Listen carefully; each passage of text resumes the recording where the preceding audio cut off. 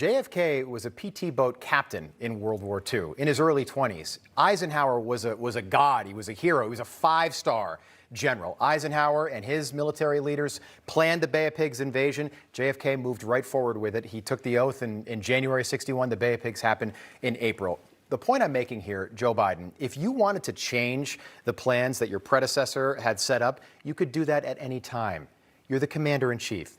You're the president of the United States. If you didn't like the plan, you should have changed it. What you did was a complete and utter failure.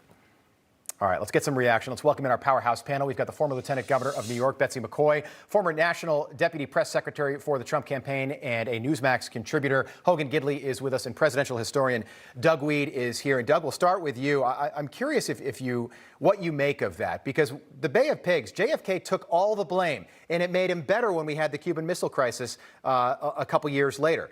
He learned from his mistakes. Joe Biden here doesn't seem like he's learned anything. Yes, and there's a very important missing piece in this discussion with the Bay of Pigs. Eisenhower had an Air Force component. He had a rascally Air Force that was pieced together by former CIA officers. And that was what Kennedy nixed when he became president. He said, well, this is a good plan, but we don't want to risk this Air Force part of it. And that's what many historians believe cost the failure of the Bay of Pigs. Yeah, we're just not getting honest answers today from the White House. Yeah, and Joe Biden's speech, I don't think, Hogan, you've been a part of many of these as a former deputy press secretary under President Trump. This speech yesterday was bizarre to me only in the sense, not what he said, that was very bizarre, but the fact that Jen Psaki followed it up with a press conference, almost just she was doing, mop-up duty for some of the errors that the president made during his speech, which was totally scripted, by the way.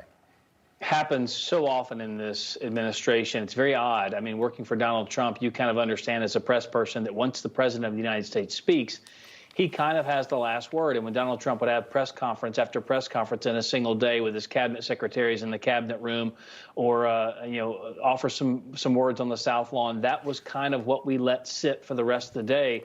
Jen Psaki consistently comes out after Joe Biden speaks.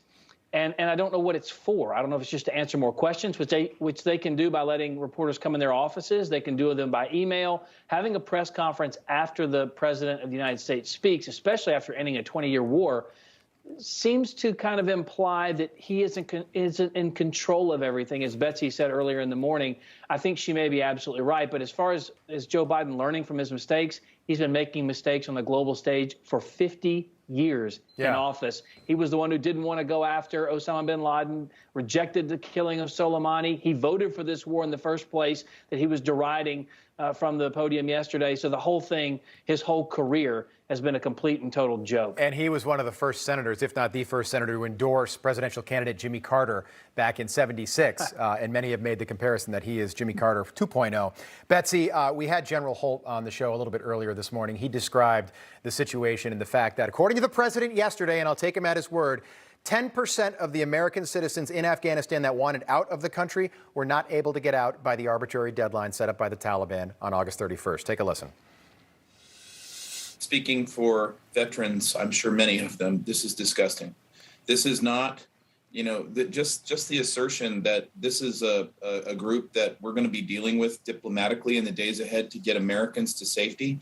This is what disgusting looks like. And this is the fallout that we could all project. These are not surprising images at all. There's no surprise here.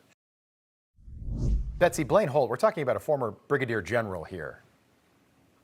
That's right. And these Americans who were left behind are now hostages. You can color it any way you want, but that's the fact. We are now negotiating as supplicants to the Taliban. We defeated them, but now we're begging them to spare the lives of Americans. That summarizes what has happened under Joe Biden. And let me be clear. The American creed was not, we only leave 10% behind. It was, we leave no one behind. Yep. And now what's hostage-taking, kidnappings, assassinations? I think that's next up. Panel, we've got to leave it there. Really enjoyed the conversation this morning and appreciate it. Betsy McCoy, Hogan Gidley, Doug Weed, good to see you. Come back and see us soon, Doug. Thank you.